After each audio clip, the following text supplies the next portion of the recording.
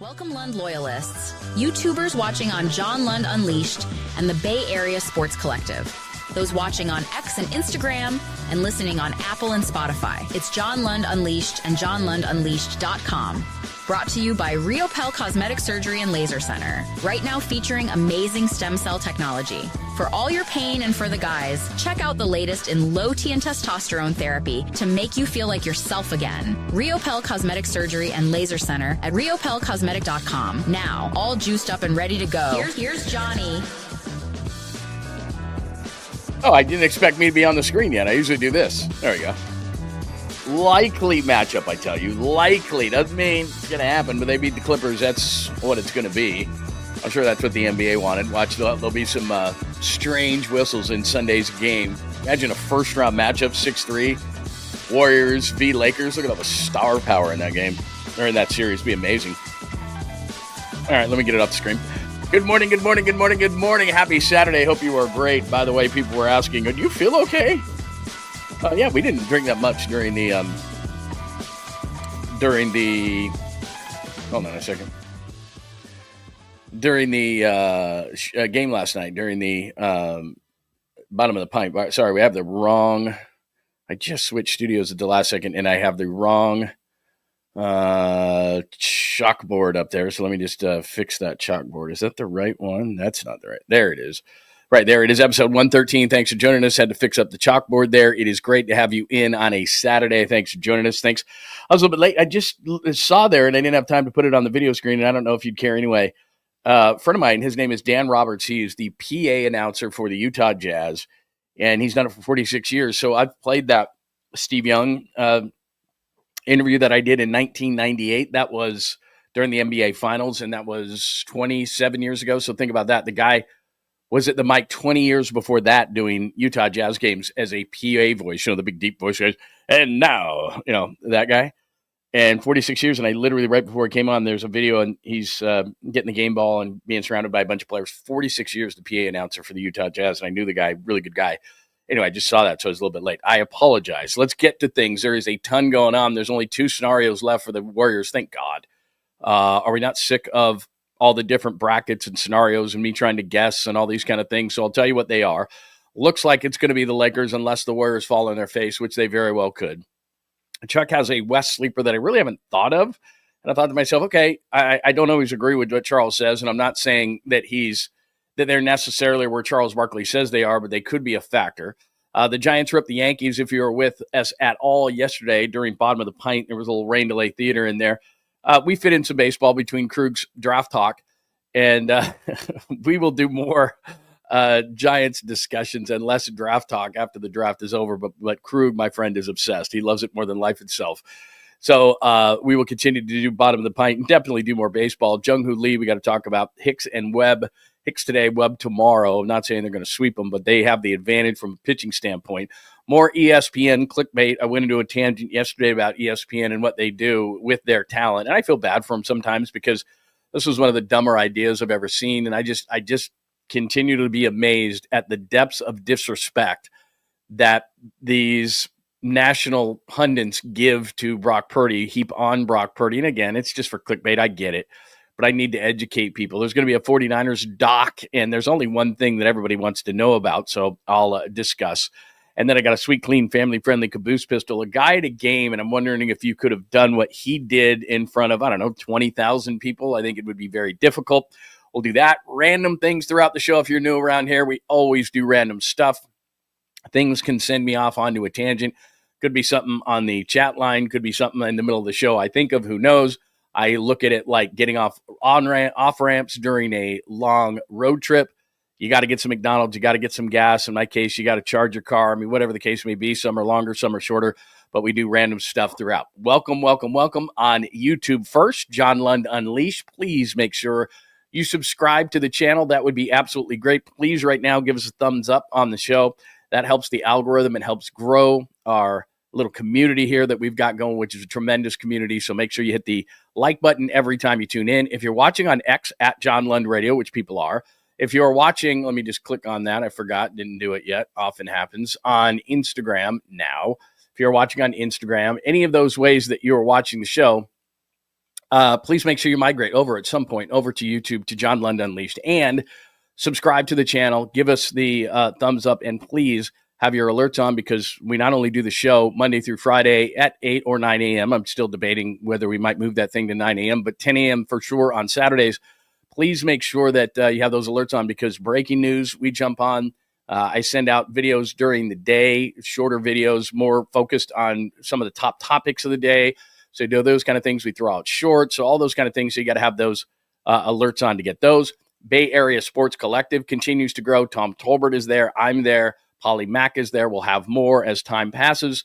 And there's also a social media aspect to Bay Area Sports Collective. So make sure you subscribe there and you'll get all the news. I'm on Facebook, my personal page, and John Lund Unleashed. We got one there, and that is it. So make sure. And everything can be just tied together at johnlundunleashed.com, where we have the shows, archives, podcasts, blog, all sorts of stuff, social media, merchandise, all at johnlundunleashed.com.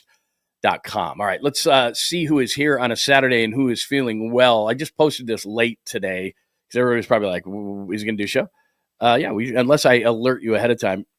Skills has a dream, so I'm going to have to come back up to that. Hi, Skills. Hi, Bill M. It is great to see you, my friend. Let's see who else do we JJ Raider. We can talk some Raiders with that 6th overall pick. Some people are saying Jacksonville now for Genty, that he wouldn't even make it to the Raiders.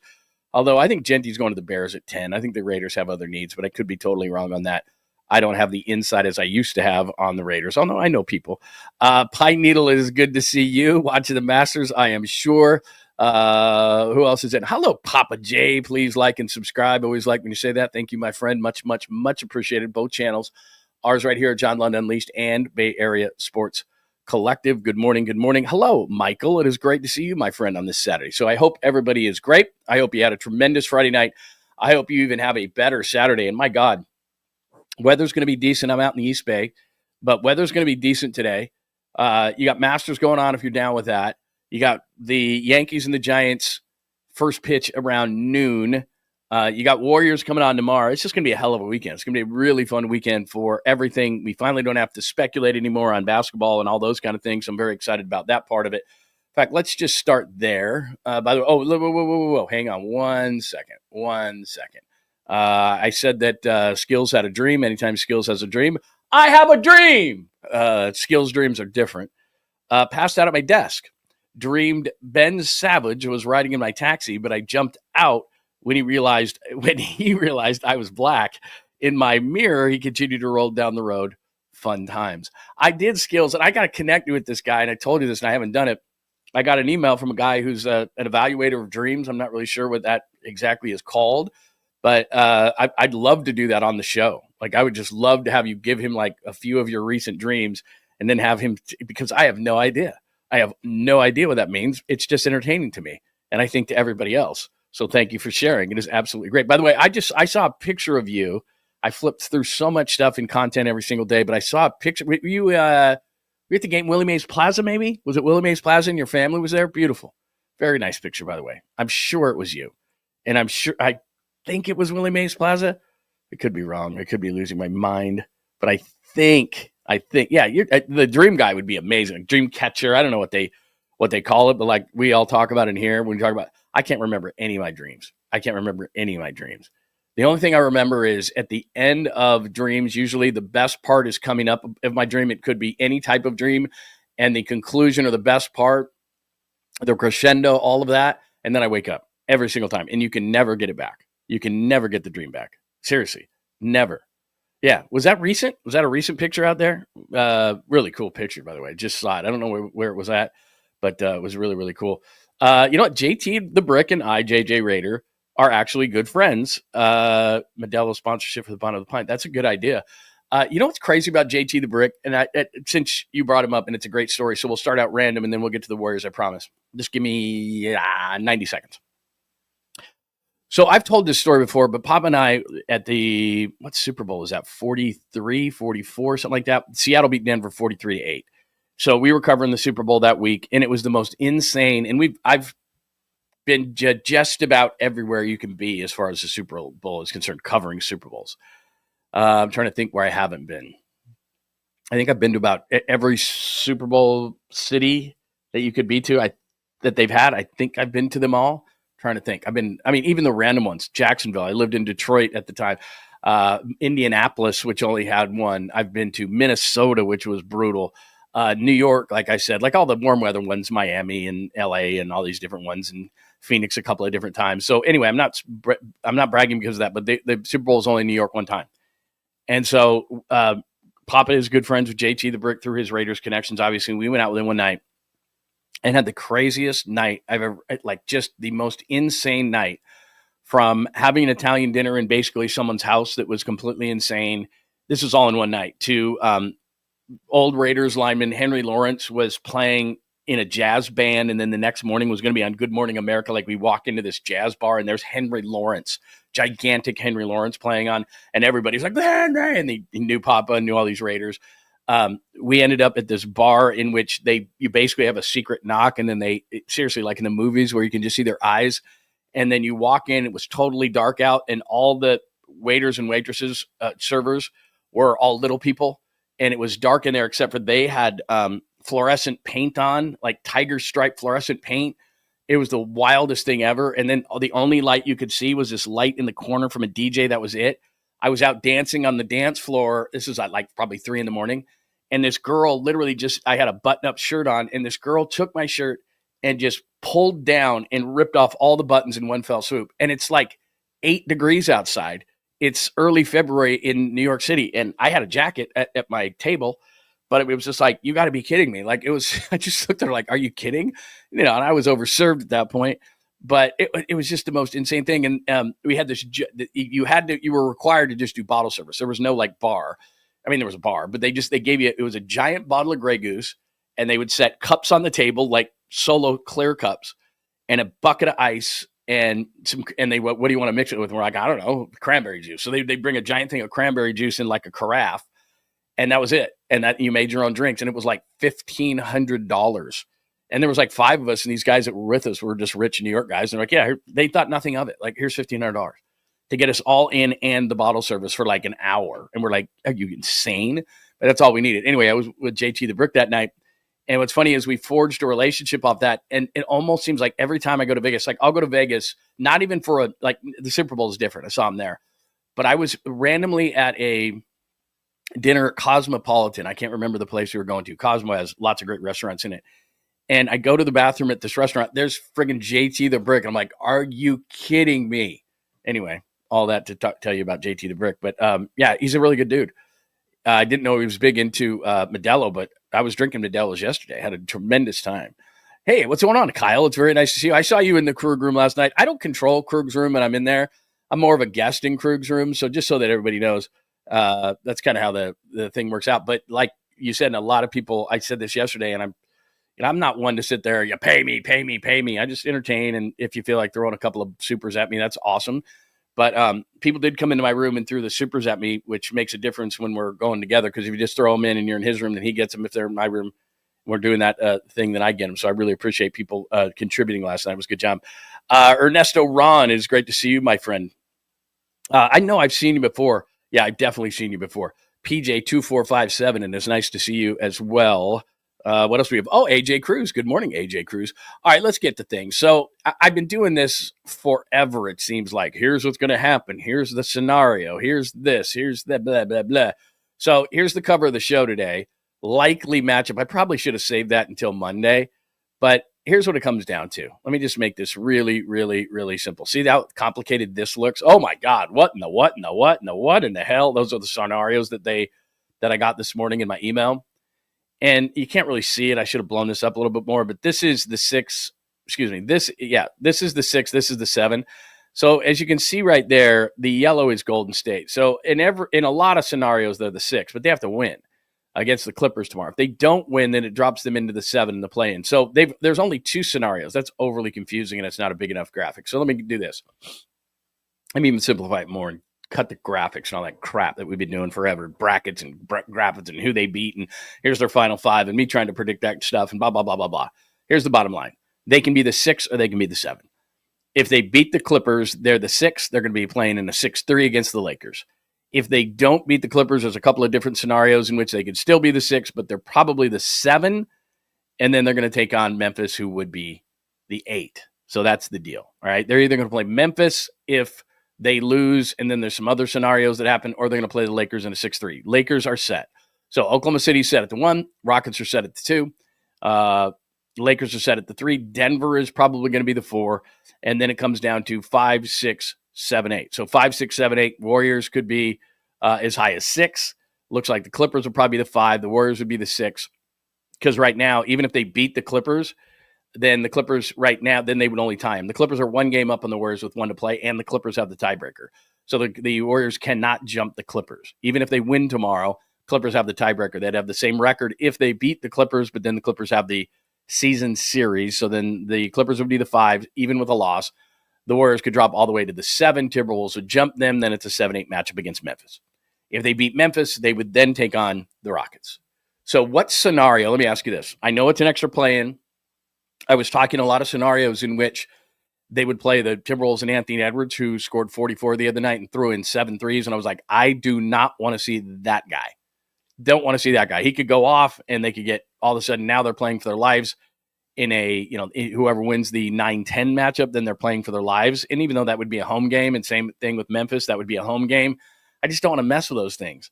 Ja Morant, they're a mess. They just fired their coach, but could Ja Morant go off for 40 and the rest of them have a great night? Jaren Jackson Jr. has a great night, throws in a bunch of threes, and all of a sudden Memphis beats you, and you're going, damn, we're playing for our life against Dallas or the Kings. Again, it seems rather easy to do that. Best scenario to me would be, would you rather play the Rockets or the Lakers in the first round? So in other words, you play that extra game, which kind of sucks, but you play that extra game, you beat Memphis, now you're playing the Rockets on that side of the bracket. By the way, either way, you're playing opposite of the number 1 team. Now, I don't know if if Rockets or Oklahoma City, that's tough for me. I think the Rockets might be a better playoff team than what Oklahoma City will be in the playoffs, but who knows? But the scenario to me is, I don't know, maybe this is just me from a content perspective because that's what I'm into. I'd rather play the Lakers. I don't know if it would be easier. I think the Rockets would probably be an easier series. And I said this yesterday. I've said this for a couple of days. I think seeing the Rockets late in the season is an advantage for the Warriors because you've seen what they're going to do. And for some reason, and I don't know why they did it, they already pretty much had things clinched for the 2 spot even back then. Why would you show, if you potentially were going to play the Warriors in the playoffs, why would you show them your strategy? Because they did. They physicaled Steph. That's the way they played. Look, he went 1 for 10. That's great. And they all feel confident, but you just showed us what you're going to do in the playoffs. That's a no-no near that point of the season. So I think that's inexperience on the Rockets' part. I wouldn't have played everybody. I wouldn't have played that hard to win that game, but they did. So the Warriors got a sneak peek at what the Rockets would throw at them as a strategy for the playoffs, I believe, and that gives the Warriors an advantage. Just from a pure standpoint, not matchup standpoint, LeBron, Luka, Austin Reeves, Lakers, what else needs to be said? Purple and gold versus the Warriors. It just hasn't happened that much, through the history of it. And we always love the matchups, obviously Dodgers, Giants, Rams, Niners, when it was the NFC Championship game a few years ago in 2021. Like anytime you can play LA for something, to me, it's just that much more heightened. And so I don't love the matchup. I've told you this before. Anthony Davis, to me, the trade makes it easier short term to beat the Lakers just because of the matchups. I realize Luka scored 45 the other night in Dallas. Luka is a better player than Anthony Davis. Luka is a better building block. He's a better, I think, teammate in terms of him getting everybody involved. But in terms of the fit, and this is what the playoff matchups are all about, you can look at the team itself and say, that's a better team. The Lakers are as weird as this is to say, but stay with me on it for a second before you call me an idiot. The Lakers are a better team potentially with Luka, and I think with LeBron off the roster, to be honest, because then he can dominate the ball like he does and dictate everything. But too often to me, I'm watching the Lakers and I'm watching either LeBron stand around on the offensive end or Luka stand around on the offensive end as secondary players as the other one kind of takes turns dominating the basketball one to the other. And so they've had problems this year. They've had streaks where they've been really, really good. They've had streaks where they're just not as good. It's not as good of a match. If I'm the Lakers, I make that trade 10 times out of 10. I'm not saying I don't do that because it sets me up for a superstar on my team for the next 10 years. But short term, are they better as a playoff team, as a matchup? The Warriors had a lot of trouble with Anthony Davis. So I honestly think the Warriors could beat the Lakers. I think it's going to be a 6 or a 7 game series. I think it's going to be a long series. But I don't fear the Lakers as much as I used to. Although I look at the Western Conference, and to me, there's 2 clear ways that you can look at this. And let me play Charles Barkley for a minute. And I'm going to play Steph. I'm going to play Charles Barkley. But this is Barkley talking about the Clippers. And every time I talk about veteran teams, the Lakers have the veteran experience. No doubt about it. The Rockets have just a little bit. But it's the Nuggets have a ton of it. And I forget about the Clippers because I think about James Harden, and he hasn't won anything, but Kawhi Leonard has. So here's Charles Barkley, and I don't agree with Barkley in this thought. It's just the Clippers have kind of gotten lost in this whole shuffle. So here's Chuck. All other stuff you said is not crazy? Nope. Okay. I'm just strictly about it. Give us the crazy one tonight. Okay, what's crazy tonight? The Clippers might be the second best team in the West. I don't think that's crazy, though. When healthy. When healthy, but they're healthy. Hey, Kawhi Leonard's amazing to me, man. Yes, he is. He is amazing. Huh? He is. I've never seen a guy who never plays basketball. Never. And comes back like he been playing somewhere else. Like he was playing overseas and just came. So anyway, those standings were a couple of days ago. But to me, here the intrigue in the Western Conference is, Oklahoma City is going to wait to see the 8. I don't think that they're going to lose to the 8 or the play-in team at the bottom, and I don't think that's going to be the Warriors. It's probably going to be maybe Memphis, somebody like that. Could be a team in the 9-10, beat Memphis. But I think Memphis is going to sneak in there and be the 8. So they're not going to have a problem in that series. The Rockets play the 7. Hopefully that's not the Warriors. I would hope that it would be 3-6. So 2-7, maybe that's Minnesota. Minnesota could give the Rockets some trouble. 3-6 Lakers Warriors. And we just talked about that almost ad nauseum. And then the 4-5, and this is what he's talking about with the Clippers. 4-5 would be a really interesting matchup between Denver and the Clippers. And the only reason I make it interesting is because James Harden hasn't won anything, but Kawhi Leonard, and they just brought up a great point. Kawhi is one of the few people that he doesn't play all season just about. And then he gets kind of revved up at the end. And then Kawhi Leonard in the playoffs is Kawhi Leonard. It's like this dude's played like 20 games all season long. And all of a sudden the Clippers are a factor because Kawhi Leonard's that good. And during the season, I was always waiting for him to fail. But under Ty Lue, and I'll give him credit, they play really, really, really hard. So they maintain that. They bring in Kawhi Leonard, and they're kind of a sleeper because you really don't think about the Clippers. You kind of go, it's the Clippers, man. Like, they never win anything. And I just don't know what the mentality of the Nuggets is right now. We talked about it a little bit yesterday. I do not know what the mentality is for a team that just replaced their coach. Like, I just saw their head coach for the first time in postgame last night, and he certainly is no Mike Malone. I'm not going to call him meek, but he's somewhere between meek and Mike Malone. He's not a dominating. Maybe that's just what they need in Denver. I don't know, but we've got to see them play a few more games until we can decide exactly what's going on. So anyway, there's the Lakers side of things. There's Chuck's West sleeper. Before we move on, here's Steph Curry, and this is after the win last night. I even forgot to mention they beat Portland last night rather easily. But here is Steph. His playoff mentality has already started. Steph, you said all you wanted was a chance to play meaningful games. How would you describe Sunday? I don't want to be too dramatic. Like it should be a Game 7 kind of vibe. You win, and again, you control your destiny on a guaranteed playoff series. You lose, you roll the dice. So I think I said last game, like, good teams find a way to win, big games like that, and that's what we're aiming to be. I thought he put it perfectly. I thought the terminology he used was right on point. We win, we control our destiny.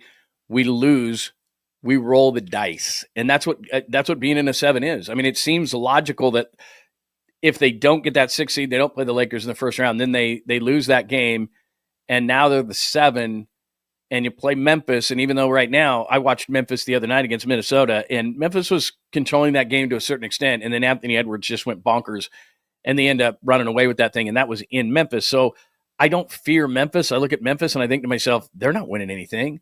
They just replaced their coach. Ja Morant's, throwing grenades into the crowd after having all the gun stuff going. Like, he's an awful leader. And that's why it matters. Guys like Steph Curry and guys who lead their team in the correct way, and then you have guys who are immature. And where it goes is, and you know this, the leadership from the top down. And this is their leader on the court. And you go, well, I wonder why they're a mess. It's not the coach. We see this all the time, especially in the NBA. You can't fire the 12 players or the 15 players, but the 12 players who are active, you can't fire those guys. So you got to fire the coach. It wasn't Taylor Jenkins' fault. It's the leadership of guys like Ja Morant. He's a hell of a player, But everybody looks at him and takes their lead, just like everybody on the Warriors takes the lead from Steph Curry, and that's the type of team that they are. It matters. It's not just about talent. This isn't fantasy basketball. There's all these factors that contribute to winning, and when your leader's doing dumbass stuff like that, and he's not focused on basketball, and he's got this chip on his shoulder about how the NBA is telling me what to do and what motion.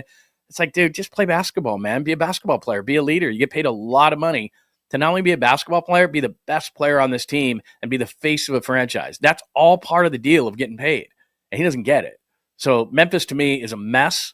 And if they played Memphis in a one gamer, again, this is where it just makes me nervous. Yep, Memphis is a mess. Can they beat you one night at home? San Antonio just did. Yeah, San Antonio just did. Like, I didn't even put the clip up. Draymond Green said, we're a different team. You mean different from 2 nights ago when you lost to San Antonio at home? No, you're not. Like, this team is still the team that is like, you get nervous as hell in these kind of situations. In a 7-game series, the Warriors a lot of times will figure you out. Steve Kerr and his staff are that good, and they're going to make the adjustments. And if you let them hang around in a series because of the way that they play and they're veterans, they're going to go, okay, I can see where we can exploit you, and we're going to take advantage of that. It's tough to play the Warriors in a 7-game series.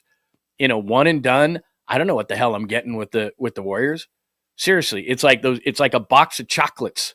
Oh, I just like there's some sort of nut in that one, and it's like brown caramel. I don't know what that is, or brown fluff. I don't know what that one is. You know the one I'm talking about, the box of chocolates where you bite into it, and it's like a mapley, nutty, bleh. And or maybe it's like the raspberry. You're like, no, man, I want the raspberry. Like, you just don't know. I don't know what I'm going to get from the Warriors in a one gamer. They could lose to San Antonio. They could blow out OKC on the road. I mean, that's the Warriors. That's been the Warriors the last few years. One gamer, and you'd think to yourself, man, they are going to be focused for a one gamer. They've lost their last few in the play-in games. They played the Kings in that, and I'm not saying they shouldn't beat Memphis. They should. But if Ja Morant gets 44 and does all those stupid gyrations and guns and grenades and all those things, and they lose, I wouldn't be completely shocked. And now all of a sudden, all this pressure is on you because you know what? Joe Lacob paid Jimmy Butler. And he got back into the tax, and he thought they were going to be something. And all of a sudden, you're playing either the Mavericks or the Kings for your life. And then you play Oklahoma City in the first round, and maybe you beat Oklahoma City. But that's what I'm saying is this pressure that they put on themselves. And Steph Curry saying it's a game 7. And the old Warriors with that, Joey Light years and that team, yeah, they're going to win a game 7. This team over the last few years, Jimmy Butler or not, they make me nervous as hell. So I'm not counting on anything. So Tomorrow's game starts at 12:30, as all the games do. So just over 24 hours from now, 26 hours, whatever it is, 25 hours and 45 minutes, whatever. They're going to take on the Clippers, and the Clippers are going to sit there and go, okay, we can knock the Warriors, who a lot of teams, I guarantee you, in the West don't want to play. And that's the kind of the definition of the Western playoffs. You have teams like the Clippers and the Nuggets and the Warriors and the Lakers, who have veterans who have won championships and know what the 16-game sprint is about. And then you have the upstarts who are the better regular season teams in Oklahoma City and Houston and some of these young teams that are like, man, yeah, we may not have experience, but we got this. Now, Houston has a couple of guys that do have that experience, so they could be a little bit scary.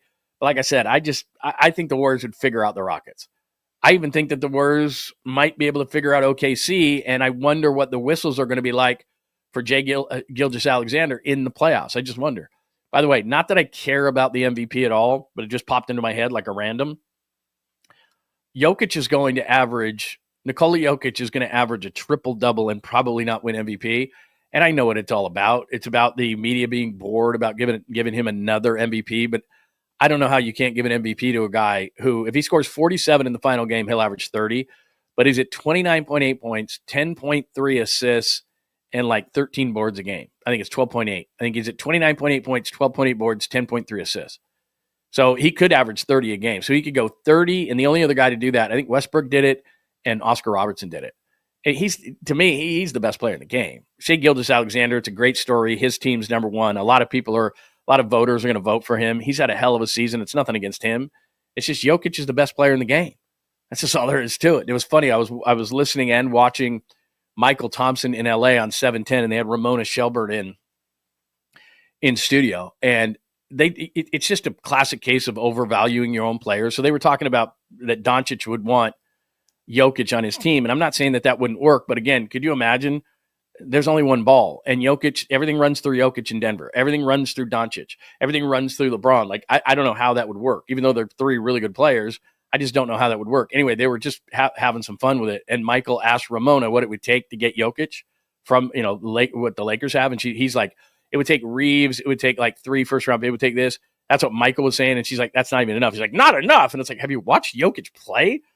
They're not getting them. And if I'm Denver, I'm not trading them. Like, all I need around Jokic is a bunch of good shooters that I can be in any game because he's just going to get it out to shooters. He's not getting traded. He's only 30 years old, that guy. He's really good. Anyway, there's enough on the Western playoffs. Bottom line is this. Warriors can be 6 and take on the Lakers if they win tomorrow. They can be 7 and then dump into the play-in, and they would play Memphis, and they would probably beat Memphis, and then they take on the Rockets, but they have to play that extra game, and on the off small chance that they were to lose to Memphis, then they're playing for their lives in a 9-10, and then they play Oklahoma City. It's like, oh, no, not this again. Anyway, that is the update on the Warriors. What is your confidence level? Do they win tomorrow? And then what would be your confidence level if they take on the Lakers?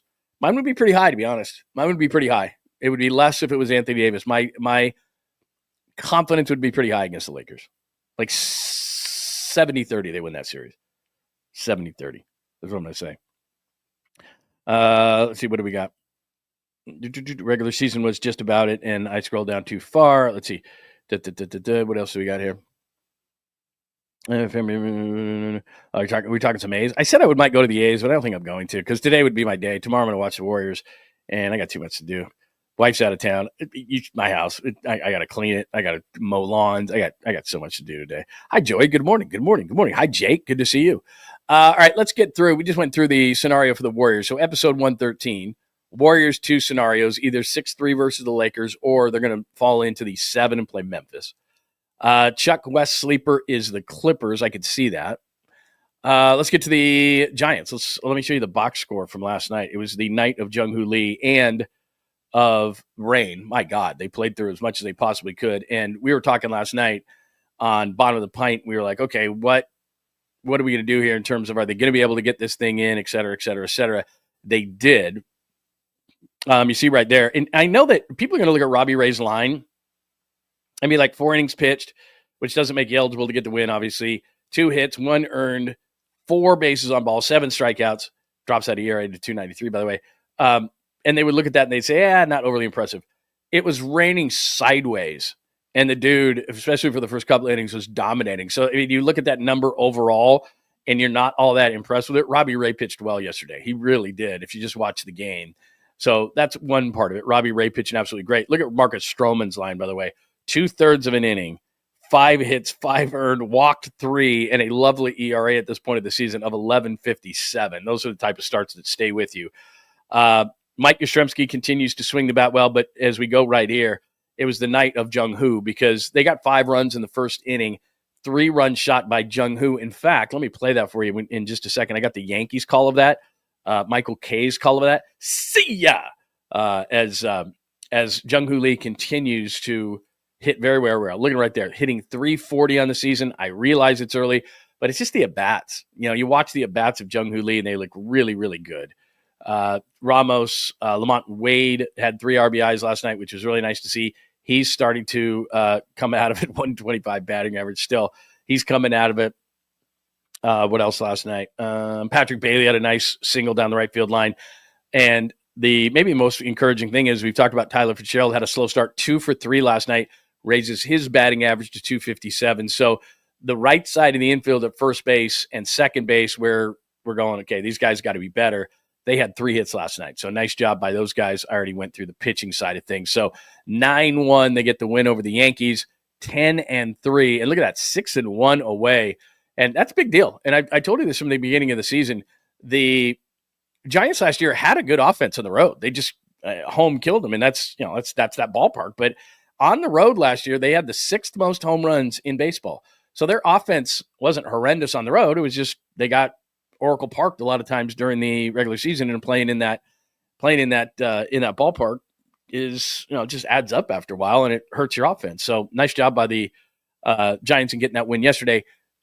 Great matchup today, and I think they should do that. Ray, by the way, Ray number 2. That's what I was talking about him. Jung-Hoo Lee is playing great. Hicks and Webb are the next two nights, so that's absolutely great. Here is Jung-Hoo. This is the Yankees call. Michael K. See ya. Look at this shot in the first inning. Crack deep to right field. Judge back, turning, looking, see ya. A 3-run home run by Lee, and just like that, Giants up 3-0. It's freezing. Was it the 30s? It's raining sideways. My God, his swing is cool too. Like I said, it's kind of got an Ichiro to it. Just watch him. Watch the follow through on the swing. It's a great angle. Look at that. Boom. Crack deep to. I like that term too. Cracked it to right field. Hits the 3-run shot, and he's off to a great start.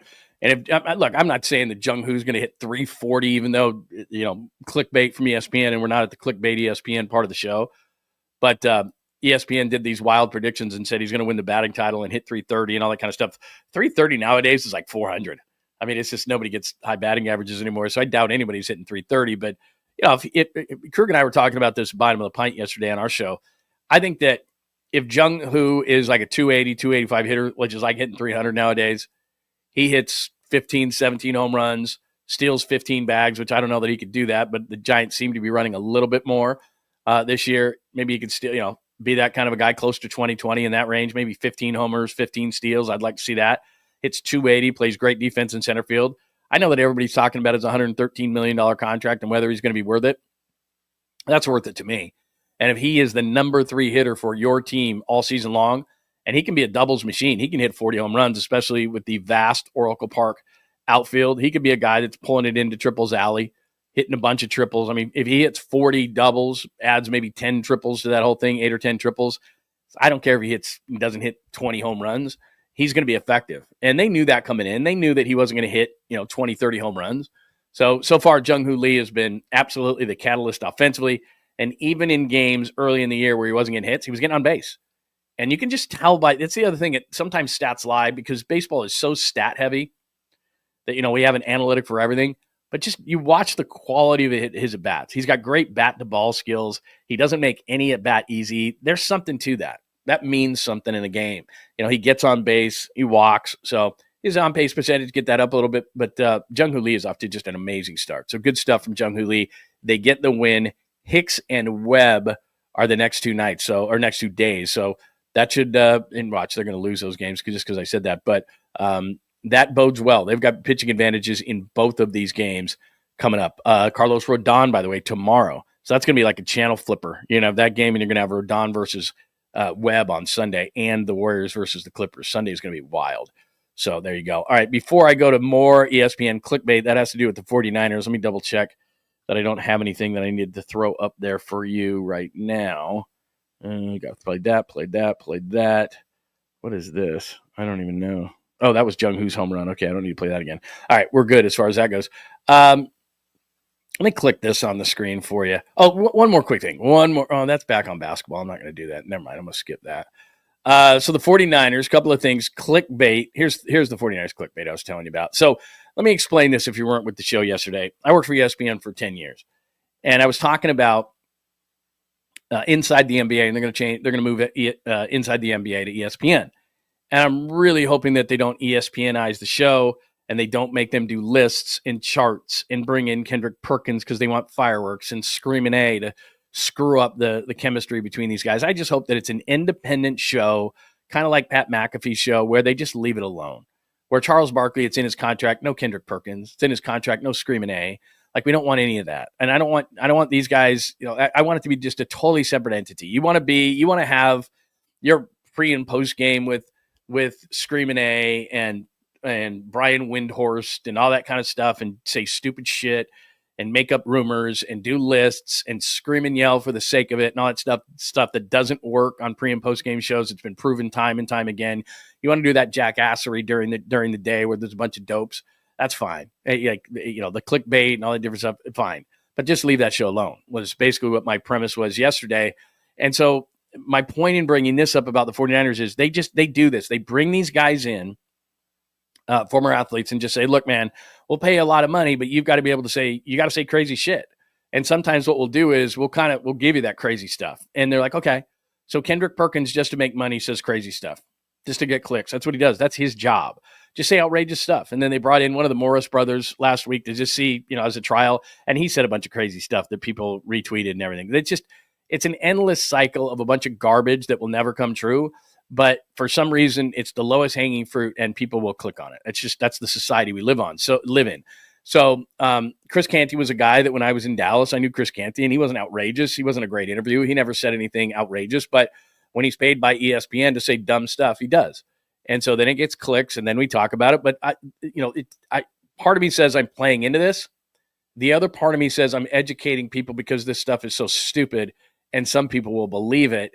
And because it's a slow time in the NFL, we're a couple of weeks away from the draft. Free agency is generally over. So we're in this period where people it's like, well, we got to say something crazy. So this comes up. Chris Canty proposes, again, Chris Canty's a former defensive lineman in the league, played with Dallas when I was there, proposes a wild trade that would send Brock Purdy to the Steelers for TJ Watt. All right, I love TJ Watt. He's a really nice player. Opposite Nick Bosa would be amazing, all these kind of things. He's more of a 3-4 outside linebacker. The Niners don't do that. He's not a pure defensive end, whatever. He's an amazing pass rusher. I'm not saying he's not. But for some reason, people just don't believe, and it's a national problem, and I don't care. They can do whatever they want. If he was a first-round pick, they would never, ever, ever be proposing this. If he was Trevor Lawrence. Did you ever see a Trevor Lawrence for TJ Watt? Did you ever see a Trevor Lawrence is getting traded? Did you ever hear that Trevor Lawrence shouldn't be paid? Trevor Lawrence isn't as good as Brock Purdy. He doesn't have the stats. He doesn't have the team success. He doesn't have any of those things. And he was the number 1 overall pick, but people just can't get out of their head that you can't pay a 7th rounder this kind of money. He's not a 7th rounder anymore. He's not Mr. Irrelevant anymore. He's Mr. Very Relevant. He's a good football player. I was watching the other day, Mike Florio, who knows nothing about the 49ers and has no insight onto this team. He has no inside sources. Every time he talks about the 49ers, we're dumber for it. Each one of us are dumber for listening to anything Mike Florio says on Pro Football Talk about the 49ers because he has no insight whatsoever. He's always trying to throw shit up against the wall.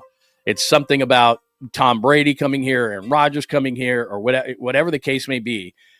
He throws these things up against the wall, and they never stick because he has no inside sources. There are certain insiders that have great sources within certain teams. Mike Florio has none when it comes to the 49ers. And I don't know what his bias is against Brock Purdy. It's got to be that he can't get over the fact that he was a 7th rounder and Mr. Irrelevant. But he was talking the other day, and it was Stats on Fire. Our friend Stats on Fire does a really great job covering the Niners too. And he asked Rob, what's the greatest thing that Brock Purdy has ever done? And I thought to myself, hey, Mike, no one will give him credit for this, but in 2 of his first 3 years, he went to 2 NFC championship games and a Super Bowl. I know he didn't carry him there, but he wasn't Jimmy Garoppolo either. And he's got elite processing skills, which nobody who doesn't know enough about the sport will ever acknowledge is a big deal. It's how quickly you can get through these reads and make accurate throws. Last year, injuries were not an excuse. They were an explanation. He lost Christian McCaffrey. He lost Brandon Ayuk. Deebo Samuel was a shell of his former self. The offensive line was terrible. All these different things. There is not a quarterback in history. Brady, Montana, Manning, Breeze, Rodgers, go on down the line. I don't care who it is, who could function at a really high level without things around them being at least average. You've got to have at least average receivers, at least an average offensive line. You've got to have those kind of things. And last year, the Niners didn't have an average offensive line. They didn't have average receivers. They didn't have an average running game. They didn't have any of those things. And so Brock Purdy took it upon himself to say, I've got to do more. And that's not what he does. He's barely 6'1". He doesn't have the physical traits, but he can get through reads quickly, accurately. He can anticipate. Those are all part of the quarterback position. And the reason why the quarterback position fails so much in this game is that we become enamored with the physical side when the mental side is just as important, if not more so. There have been a million quarterbacks in this league who could throw the ball through a brick wall, Uncle Rico, but they can't process things to save their life, Trey Lance or Anthony Richardson or on down the line or Colin Kaepernick. They can't get through reads. They can't process. They can't do this thing which most of us couldn't, of having 300-pound men trying to smash our face in while I have 2.2 seconds to decide among 4 or 5 wide receivers where I'm going to go. And is that guy got inside leverage, outside leverage? Is this robber? Is he hiding? Is he? All these different things that you have to decipher in your brain in 2.2 seconds. What's more important, having a rocket arm or deciphering right and throwing the ball to the right place consistently? The latter. That's what it's about. And guys like Mike Florio, who have a background, the way that he does, he's not a football guy. That's not his background. And I give him a ton of credit. Pro Football Talk has become extremely, extremely popular. Millions and millions and millions of views every single month. But it's not because Mike Florio knows what he's talking about from a football standpoint.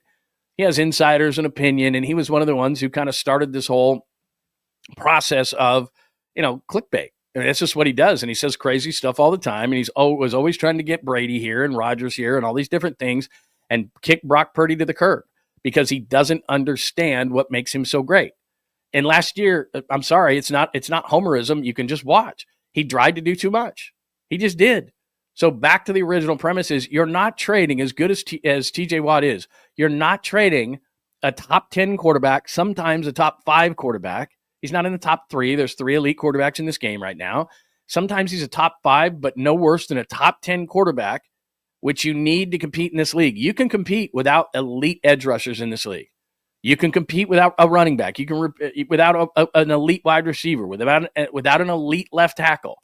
You can do all those things, but you cannot compete in this league without a great quarterback. A good quarterback, maybe to a certain extent, if you have a really good defense, but you cannot compete in this league at a high level with a below average quarterback. You can't. So what are they going to do? Start Mac Jones? This just smacks of, because I know ESPN. Okay, Chris, you're going to go out there and it's going to be TJ Watt make the argument TJ Watt for Brock Purdy. Let's just create some buzz. He still hasn't signed. Guys, it takes a long time to get these contracts done. And the deadline is not these first couple of OTAs. It's when they get on the field. They've still got another 6 weeks after the draft until it's really important that Brock Purdy is here. The first OTAs are meetings and get to know you with the young guys and installs and all these different things that Brock Purdy already knows about. He needs to be there by I think it's the second OTAs, and then he's got to be thrown with his guys. And here's why I know things are progressing, because people get frustrated when they don't get any kind of leaks. And the 49ers, they're not going to leak anything out on Brock Purdy. I know that because Brock Purdy's side has said, we don't want leaks. And we're not going to say anything. Brock Purdy is not the type of guy that's going to rant and rave and tell people what's going on. He wants the thing to be done quietly. And that's the way it's being done right now. So these people get really frustrated because the highest profile offseason negotiation in the league is Brock Purdy and the 49ers. So what happens with ESPN, like I said, they've got a really short rotation. What I mean by that is in music radio, you might have 30 songs that you play, and you constantly hear the top songs, maybe even 20 songs that they play, not even 30. And it's called a short rotation because they want to make sure that you're listening to only the hits. And that's the same way in sports. We only play the hits. That's what we do. It's hit, hit, hit, hit, hit. We don't play B-sides. We don't play, any kind of indie type stuff. We don't play these, them doing a remake of this, that, or the other. It's just, if that's a hit, we're playing it. Hit, hit, hit, hit, hit. And so what ESPN does and all these talking head shows is on the board, it's always going to be the LeBron as long as he plays. It's going to be the Cowboys because it's America's team, and it's probably going to be about Dak. There's 3, and until Aaron Rodgers signs, all those shows are going to be about Aaron Rodgers. There's like 3 or 4 things that they always go back to, right? And then on any given day, Steph Curry might be a little bit of a topic or whatever. It's all those things. Anything in New York is going to be a topic. So like when somebody big name already goes to New York, like Aaron Rodgers going to the Jets, it's a gimme because they're sitting in Manhattan for those shows. So it's going to be about New York because they're East Coast biased at ESPN. So it's going to be something, if there's anything going on in New York, Aaron Judge, Aaron Rodgers, the Giants possibly getting a quarterback like a Russell Wilson. That's going to be down your throat this year, Russell Wilson, even though he's unbearable. Russell Wilson. So he's going to be a big part because he's a Giant. Anything going on with the Knicks in the playoffs will be overblown on ESPN. So that's just that's their rotation, right? It's about a 4 or 5 topic rotation. And then Brock Purdy now, because it's the highest profile negotiation of the offseason, even though they loathe it because it's on the West Coast, they're going to bring that up every once in a while just to poke the bear. Like, what do we got? Is anything going on with Purdy? No, there's no negotiation. Okay, Chris Canty, let's go TJ Watt for Brock Purdy. Bring it up. Because they got nothing else. And so they got this short rotation. They throw in a Purdy because that's a high-profile thing, and then they call it a show. And that's what they do over and over and over and over again. So anyway, I guess my overall point in saying that, there's nothing to this. There's not one thing to this. It's one guy in a production meeting being told, this is what we want you to bring up. This is how we want you to bring it up, and we pay you a lot of money to do it. And so these guys will sell their souls for it, and that's just how it goes. So I'm not here to give them any kind of credibility with their clickbait or give them any, I understand, because some part of you might be going, well, you're giving them exactly what they want. I understand that, but I'm trying to more so explain how it works so that the next time some stupid thing like this comes up, you go, oh, okay, I get it. Because that's what they do. It 100% happens that way. I work for them. I said this yesterday. It happens that way on TV, happens that way on radio. I would do segments, and we would meet on ESPN Radio, and Larry Kruger and I used to do the NFL wrap for the day. So we would do 49ers postgame. We'd have to get that done by 7 o'clock. Sometimes it would be like 6:58. We would sign off the air because we had to go, and then ESPN would dial us up, and we would do from that same exact studio the national for 4 hours on a Sunday night. We would do the national wrap-up show on ESPN Radio. And the producers, they would send you stuff hours ahead of time. So I'd be, we'd be at the Niners game and working, and then part of my eye is on a iPad that I have because I've got to take notes. So I'm doing the Niners stuff. And then on this iPad, I'm over here and I'm writing notes for the national games because I'm watching Red Zone. I'm watching all separate games. I'm watching the big games that the Cowboys are playing the Packers because I know on ESPN Radio we're going to be talking about that. And then at the end of those games, as I'm going on post-game for the 49ers, they would send me the rundown sheet. And on the rundown sheet, it would say, let's talk about, here's the bullet points. And they would ask the question and say, will you take this angle on this? What do you think of Tennessee? What do you think of Green Bay? What do you think of, they would take all the big, especially the biggest games and the biggest, like I said, in the biggest markets, and they would bullet point the things that they wanted us to discuss and how they wanted us to discuss them.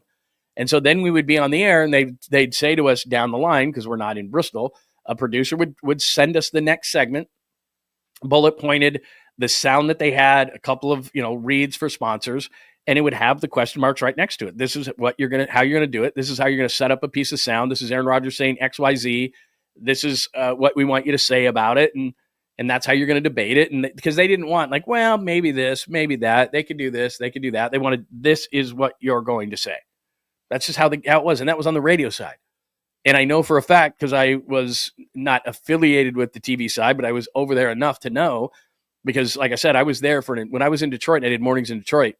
I did a summer in Bristol. They put you up at a hotel by there, and I did game night on ESPN Radio at night, and same kind of a thing. And so, those radio studios back in those days were adjacent to the TV studios. And so you'd walk out there once in a while, and you could see the production and all the kind of things. So believe me, that's just how it's done. And so, and look, they do a great job of it. I'm not here to complain about that. I'm simply here to say that when you see stuff like that, it's not because anybody came up with anything. It was a producer saying, okay, this is what we're going to do. And if you notice it, it's a guy like Chris Canty saying it. It's a guy like Kendrick Perkins in the NBA saying it. That's what they do because they're insiders. They're not going to have those guys throw out that kind of jackassery. They're not going to do that. They have their insiders who clearly have a role. They have their setup guys, their point guards, so to speak, which are the anchors or whomever's anchoring that show. And then they put on to the players, okay, this is what we want you to do. Or Stephen A., who's getting $20 million a year to do it. They have certain people that they have them say things like that. Whereas, if you would think to yourself, well, Chris Canty played the game, let's have him talk about the game. I mean, Chris Canty all of a sudden is a personnel guy, front office guy. You know what I'd do is I'd trade TJ Watt for, the Steelers need a quarterback. Trade Brock Purdy. Oh, so that the Niners can have Mac Jones as their quarterback? Yeah, good idea. Smart. Good. We're done with that. Thanks to 49ers and NFL News 24/7. The Team of the 80s docuseries about the 49ers is coming soon on AMC TV. A story of the legendary Niners dynasty like it's never been told before, featuring Montana, Young, Rice, Lott, and more. Anyone else followed up? I am. I'm excited about it. I think we know a lot about it. I think the number one thing that pops to mind, and Steve Young's talked about it a lot. I don't know that Joe has very much, though. Steve has been very forthright in the Joe versus Steve thing. So I'd like to know about that. But in terms of, I wonder why they waited so long. B, I'm always interested to know insight and behind the scenes kind of stuff from everything, because it's not like we were behind the scenes. So yeah, I would like to know a lot of it. And we're Niners fans and we cover the team. And so I'm really interested in that. The number one thing though on the agenda is Steve and Joe. And Steve, because he's on the Tolbert show, he's on all different places he goes on. Like locally, Steve's told the story and how awkward it was a lot of times, but I really haven't heard Joe talk about it a whole lot. He's kind of more reserved. So if they can get Joe to talk about Joe versus Steve, I'm in for that. But I don't know how much controversy there is around that team. I don't know that there was a ton. But anyway, yeah, I'm always up for watching some of that. So definitely, I guess that's coming. It says coming soon to AMC, a documentary on the 49ers. So yeah, I'm down. But Steve has told a lot of those stories, but I'm absolutely down. So episode 113, Warriors 2 scenarios, Lakers, Chuck's West sleepers, the Clippers. The Giants rip the Yankees. They have Jordan Hicks going today and Logan Webb tomorrow. Jung-Hoo is been great to start. By the way, Robbie Ray, even though the numbers don't say he was great, he was very good yesterday because the weather was so nasty. More ESPN clickbait. I'm explaining how it works, but you probably know that. And the 49ers doc is coming soon. Before I get to the sweet, clean, family-friendly Caboose pistol, because we usually do about a tight hour on Saturdays, we just check in and say hello. Let me make sure that I'm not missing anything. Spicy. I know. I use that term a lot. Yeah, absolutely. Giants have been great. You know what I did, Tommy, last night? And I hate to say nice things about the Dodgers. I really do. So I get done we do bottom of the pint. And because I have no life, I go over and, of course, and this couch right next to me in the studio, and I start flipping channels. I see the A's and Mets for a little bit from the minor league park. And then the Cubs, who started the season in Japan against the Dodgers, they're playing the Dodgers. And there was a great pitching matchup last night. Yamamoto, which he throws like, it shouldn't even be fair. He throws like 6 different pitches. You never know what's coming. He pitches great. And then, so they're in a pitching duel with the Cubs. And they absolutely handcuff Ohtani all night long. And it was Freddie Freeman's first game back for the Dodgers, so he didn't have his timing down. So they take care of the top of the order. Ohtani did nothing. Freddie Freeman did nothing. And they're in like the 7th inning or 8th inning or something. It's a 0-0 tie. Both pitchers are pitching great. Dodgers get 2 on with 2 out. Tommy Edman, the former Cardinal, comes up and whacks a 3-run shot to left field. And they win 3-0. Their bullpen holds it up and they win 3-0 over the Cubs. And the Cubs had been averaging, since coming back from Japan, the Cubs averaged 7 runs a game. Now, 18 helps when they got the home opener in Sacramento against the A's. They absolutely rocked the A's. They scored 18 that first game. So they've been averaging 7 runs a game since they got back from Japan, lost those first 2 against the Dodgers. And they get shut out last night by the Dodgers. And Tommy Edman, of all people, hits a 3-run home run to left field. And I'm just thinking to myself, they did everything that you're supposed to do against the Dodgers. They didn't score. But defensively, everything you do against the Dodgers you're supposed to do. Ohtani did absolutely nothing. Actually, a couple of times looked silly at the plate. Freddie Freeman did absolutely nothing.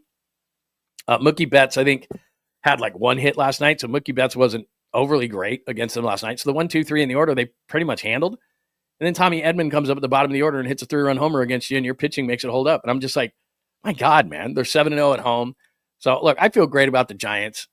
I think it's great. And they got to run their own race. You know, they've got to deal with what they've got to deal with. The Dodgers are probably going to do what the Dodgers do, which is win the division, unless there's some major injuries. And it would take like 2 or 3. Because they showed Blake Snell in the dugout last night, and I booed and hissed him from the couch here. But he's already hurt. And they don't even need him. Like Yamamoto last night was ridiculous. He's exactly what he was supposed to be when he came over. Like he only pitched 90 innings last year, had some injuries, at times looked nervous and kind of out of sorts. Not last night. I mean, it was ridiculous. He was dotting 96 on the corners. He was throwing a splitter that was just ridiculous. Looked like one of the best in the game. And I'm just watching the Dodgers going, they handled 1, 2, and 3 like you're supposed to do. Like that's number 1 on the scouting report in handling the Dodgers is that. And I'm like, they still lose 3-0. Like, come on. Ridiculous. So sorry, I didn't mean to say more good things. Yeah, that's a great point, Skills, on the documentary. I hope so. Where was it? Right here.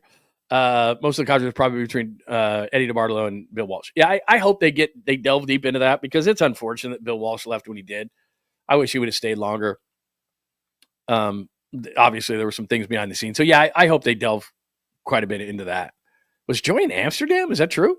Like I said, I just pop in on these things randomly. Hi, Gerard. Gerard or Jared? Is it Jared or Gerard? I feel like that Key and Peele thing. D nice. Anyway, I didn't know that. Amsterdam, wonderful. Just got to watch yourself. Let's see here. Yeah, Dwight is the greatest guy ever. I wish so too. Hopefully they'll have some stuff in there, but we'll see. What else do we have today? Let's see.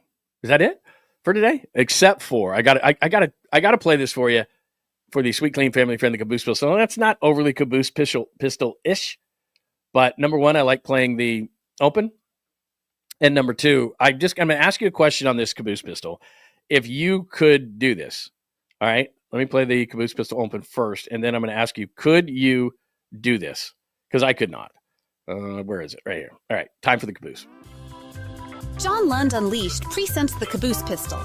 Wedged in the crack of her buttocks. Somehow, someway, Lundo thinks this is the best way to leave a final impression on you for the day. The old Caboose pistol, everybody has one. Did you say Caboose? I know some women who could hide a machine gun in there. Yeah. Leave me out of this, you weirdo. Here's John. Catchy tune. Do. All right. So I think this is a halftime kind of a thing. It's at a Utah Jazz game recently. And the guy steps up to make 3 putts. Okay. First one is for 1,000. Second one is 2,500. Last one is 5,000. So $8,500 online. And you're in front of 20,000 people putting. I think wasn't there a putting game and the Price is Right, I think, and nobody was any good at it. So obviously this guy's a good golfer. But I just don't know that I could step up in front of 20,000 people and not be shaking. And there's no way I would make any of these putts. So try to ignore the very annoying girl that is the in-game announcer here. She's extremely annoying. I don't know how she got the job. She must know somebody. She's terrible. But try to ignore her. So the guy hits the putts. Does he hit all 3? I'm going to ask you this. But it's 1,000, 2,500, and 5,000. Could you do this? Could you have ice water in your veins and do this in front of 20,000 people? Ignore the tilt there. You can see there that last one. Like that wasn't just a straight putt. There was something to that green. And you know that whoever sponsors that, they don't want them making the putt. So let me just go back to that last part. Let me see if I can just go back to that last part. All right, let me just go back. Okay, I think this is the last putt. And there's a little bit to this. Watch. No. See that? Way. The ball's moving. So the guy hits all 3 putts. Sorry that the girl is so annoying. Not my fault. No way, y'all. Anyway, I don't want to make fun of her. Whatever. Everybody's got to make a living. So, but walks up, hits the 1,000 like it's nothing, 2,500 like it's nothing, and 5,000 like it's nothing. And there is a little tilt to that whole thing. That just wasn't a straight hit because those things are always rigged. It's like those carnival things where the basket is a little bit smaller and you're shooting these basketballs and they're not going in. And you're like, come on, man. So there's always something because the company that sponsors those, they don't want them to make all 3 putts. Like it's cool and everything, and they get pub out of it and all that kind of stuff. They still got to pay the guy $8,500. So that would probably cover his tickets and beers for the game. So that was nice. So he breaks out even. But I mean, could you walk up in front of 20,000? If I break 100, I feel good on a certain day. Golfing. Like I like playing. I'm not great. I'm not good, but I like playing. And if I'm out a little bit more, then I get pissed off at myself for not playing well. But generally speaking, if I could make 100, I'd feel all right. So that's kind of golfer I am. There's no way I could get up in front of 20,000 people as calm as that dude and just be like, boom, boom, boom. Like hit 3 putts like it was nothing. And the third one, he's like, let's hype it up, man. And just boom, nails it. That's pretty impressive. I got to be honest. Saw that yesterday. I was like, that's not bad. There's no way I could do that. No way I could do that. The rave music. That girl's so annoying. Oh my God. Woo. Like, oh my goodness. Like seriously, how did she get the job? She got to know somebody. If he broke even on 8,500 going to a basketball game, that's terrifying. I look, if he went to that game, I don't know what they're charging for tickets in Utah, but here, LA or something like that. I don't know. Maybe you had one other person with him. I mean, average basketball game tickets, probably $300. So maybe 600. He's in Utah. He's probably eating ice cream, not drinking beer. But, maybe he's in that game $1,000. Maybe he's in 1,000. So, yeah, he profited. I'm just kidding. But, if he was a drinker, he probably wouldn't have. I got to go to that special club and all that kind of stuff. But, I mean, that's no way. Yeah, that's that way. But, yeah, other than her, like, I really tried to get past her. But, I mean, that's pretty amazing, man. to walk up like that in front of 20,000. You could? Pine Noodle, you could do that? And there's no way. I'd be like this. And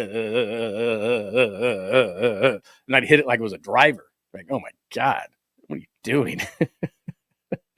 Anyway, there you go. Let's see here. Oh my gosh, your daughter's going to SC. Very cool. Stopping in LA for USC. My daughter starts this fall, then back to the Bay on Sunday. Very nice, man. Very, very nice. Very nice. Oh, okay. Oh, what kind of cookies you baking there? Who doesn't love cookies, man? I'm in Reading baking cookies right now on a Saturday. I have so much work to do. My wife leaves for 2 days, and I'm like, woohoo! And I'm usually the clean one. Like, I am just like clean, and I am. But I've let the lawn go. I got to do the lawn. I got all this different stuff to do. And I've just let the dog just run out. I got to take the dog to the dog. Probably got a ton of stuff to do today. Plus, I got to be back. I mean, we're talking about when's first pitch? Oh, my God. First pitch is like 35 minutes away for the Yankees and the Giants. All right. I'll let you get whatever you got to do for your day. Get you going with the Giants there at noon today. If news breaks, we'll be right back here. So make sure that you keep your alerts on. Who knows if we will have some breaking news today. So we got that. Plus, I'll throw out another couple of short videos, and we'll concentrate on a couple of things Warriors related. Anything happening with the draft, we'll do that with the 49ers as well. So keep those alerts on. Please, before you leave the show today, go over to John Lund Unleashed on YouTube. Please hit that like button so that the algorithm can pick it up and say, people really like this show. They do. It's absolutely blowing up. So make sure that you do that, please. Bay Area Sports Collective on YouTube. If you would give us a follow there, that would be outstanding. My show's there. Tom Tolbert show is there, as well as Polly and Polymax Particles with Creative Tony. So make sure that you check that out as well. So we got that going on today. And one more time, as I always tell you, please make sure that you are, if you're in the Bay Area, checking out our fine sponsor, 𝐬𝐝L Cosmetic Surgery and Laser Center. I am doing the low T, low testosterone. It is absolutely changing my life. And I don't say that lightly. I have done this for many, many years, but with Dr. 𝐬𝐝L, it is the best I've ever had because they take that quick blood test. Okay, this is how low you are. They get you up to that level. It's not crazy or anything like that, but you just feel better. You can lose weight easier. You feel like yourself. You've got the energy that you used to have. And it's a procedure that every few months you go in there. I used to do it where I had to go in there every single week. I don't have to do that. So it is very, very simple. So talk to Dr. 𝐬𝐝L about low T, low testosterone, and what he can do for you. And then, like I said, my wife right now, and normally she'd be calling me going, oh, man, I got pain in my shoulder or my elbow. She did the stem cell, and it's absolutely doing wonders for her. Like I said, we got a mini freezer that we just put all her frozen stuff in so she can put it on her elbow or her shoulder or something like that. She's not having to use that nearly as much. So check that out as well with Dr. 𝐬𝐝L. The stem cell treatments, if you've got pain, you got to talk to Dr. 𝐬𝐝L about it. Right now, all you got to do, click on that right now, and that'll take you directly to the website at 𝐬𝐝L Cosmetic Surgery and Laser Center. If you click on that right there, take you straight to the website. And not only do they I talk about low T all the time. I talk about stem cell treatments for pain. We talk about those kind of things. But 𝐬𝐝L Cosmetic Surgery and Laser Center, they do all sorts of great procedures. So check them out right now. Get there to the website, look at all the procedures they do, and then they have a form right on there where you can make the appointment right on the website, and they'll get right back to you. So 𝐬𝐝L Cosmetic Surgery and Laser Center, check them out. Fine sponsor of the program. When you go to the website, that's what the logo is that you're looking for. 𝐬𝐝L Cosmetic Surgery and Laser Center. All right, everybody have a great Saturday. Let me check the comments one more time to make sure that we're not missing anything. If I don't talk to you at some point during this weekend, I will send out more videos, so have those alerts on. But if I don't talk to you live, then we'll see you Monday at 8 a.m. sharp, and we'll see what's going on as far as the Warriors are concerned. Looks like it's going to be the Lakers. If they can win tomorrow, could be in the play-in game against the Grizzlies, but that is less likely. Hi, Nathan. It is good to see you this morning. What else do we have today? Let's see here. Guest house, studio. I never saw where the cookies were. San Ramon. It's a home studio. Yeah, absolutely. That's where I'm in the studio, which was funny because last night I stayed out here for some weird reason, just out of habit.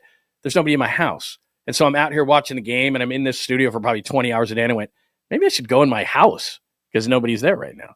So anyway, all right. Everybody have a great Saturday. Oh, by the way, thank you, Nathan, I got that just under the wire. Thank you very much, Nathan, with the $5 super sticker. Thank you for the super, my friend. It is always greatly appreciated. And one last plug, John Lund Unleashed on YouTube. Bay Area Sports Collective on YouTube. Make sure that you're subscribed to both of those channels. Please give us a thumbs up and make sure that you have your alerts on. Thanks for watching today on X at John Lund Radio. You can hit me up for comments, questions, thoughts here under the show on YouTube, or you can go over to X. I check that all the time. Please make sure you're following me too on Instagram. I always put stuff up on Instagram, the shorts and all those kind of things. So you can check that out.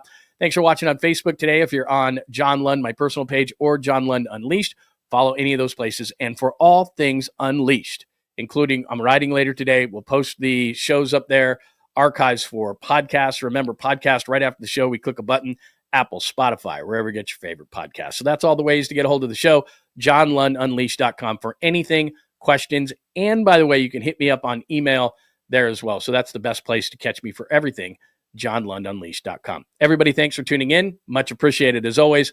Have a great Saturday, and we'll talk to you soon. Thanks for hanging out with John Lund Unleashed. We'll try to be better next time, though I wouldn't hold my breath. Please like and subscribe on the John Lund Unleashed Pod YouTube channel. Watch live shows weekdays at 8 a.m. on YouTube, Instagram, and X. And make sure to have your alerts on for shows throughout the day or night. All things Lund can be found at johnlundunleashed.com. johnlundunleashed.com. Goodbye!